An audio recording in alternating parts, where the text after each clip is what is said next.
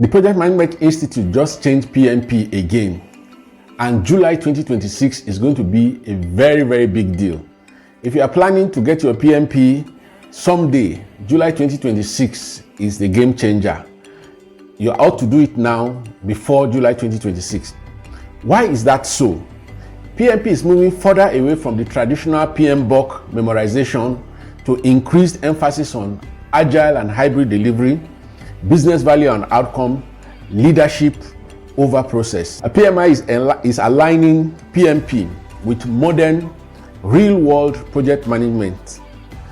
What's the impact on the exam? It means less predictability for first-time candidates. It means study materials will lag behind. It means a higher cognitive load. And of course, harder exam for late adapters. If your plan is to do your PMP in 2026, my advice is you do it before July 2026. Now is the safest time to write the exam.